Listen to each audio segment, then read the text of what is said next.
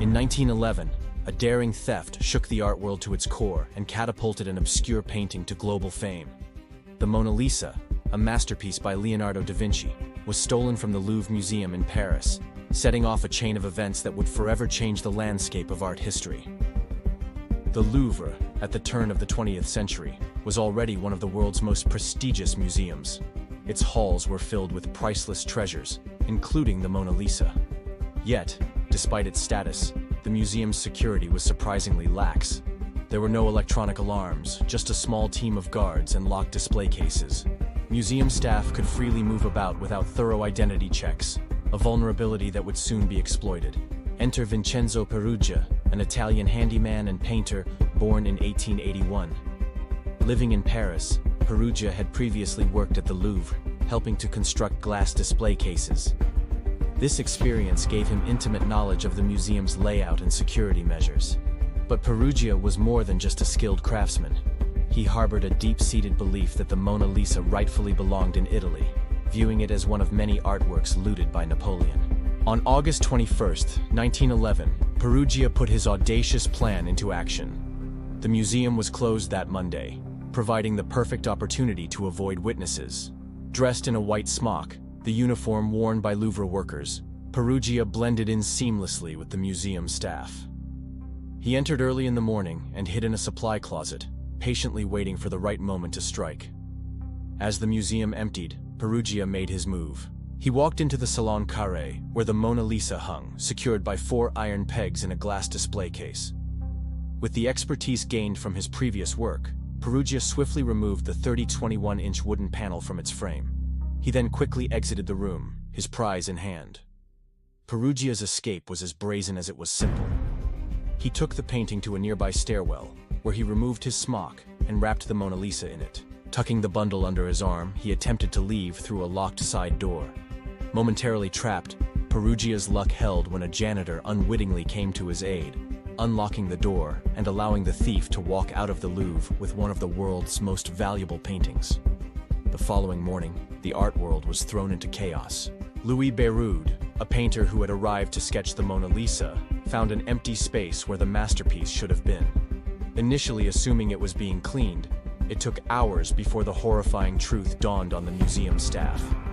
The Mona Lisa had been stolen. News of the theft spread like wildfire across the globe. The Louvre was forced to close for a week as police combed the premises for clues. In a surreal twist, people began lining up outside the museum, not to see the Mona Lisa, but to gaze upon the empty space where it had once hung. The French government faced intense humiliation, having lost one of its greatest national treasures. With no security footage and few leads, the police cast a wide net in their investigation. Every Louvre employee was interrogated, including Peruggia himself, who coolly claimed innocence and was released. The investigation even touched the upper echelons of the art world. Pablo Picasso and his friend, poet Guillaume Apollinaire, were briefly arrested due to their past involvement with stolen artworks. However, with no concrete evidence, they too were cleared. For 2 long years, the Mona Lisa's whereabouts remained a mystery. Many feared the painting had been destroyed or lost forever. All the while, it sat hidden in a wooden trunk in Peruggia's Paris apartment, waiting for its next journey. In November 1913, Peruggia made his move.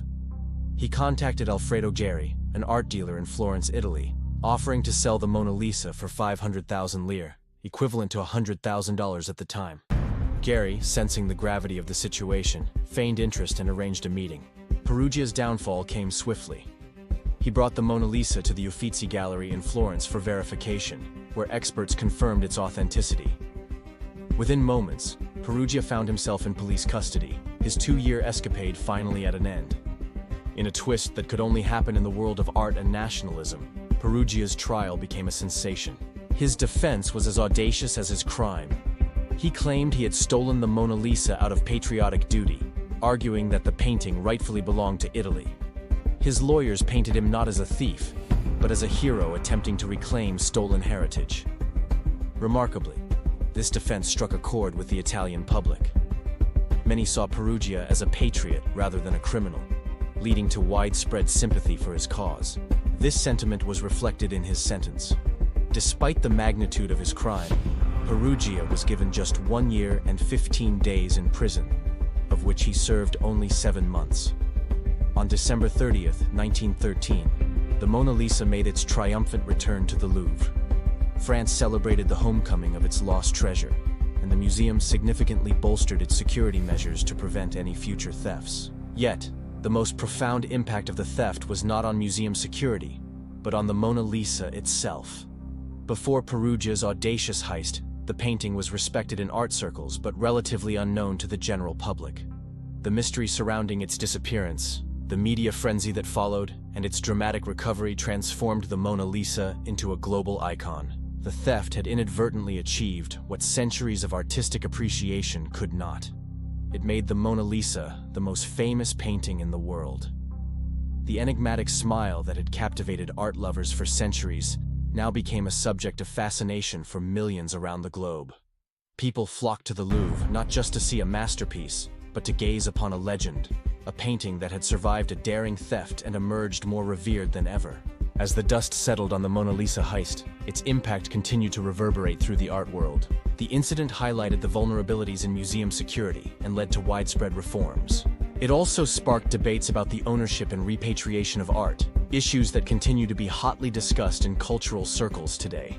Vincenzo Peruggia's audacious theft, born out of a misguided sense of patriotism, had unintentionally written a new chapter in art history. The Mona Lisa, already a masterpiece, became a cultural phenomenon, its fame extending far beyond the realm of art enthusiasts. Today, as millions of visitors crowd around the bulletproof glass protecting Leonardo's masterpiece, they're not just viewing a painting.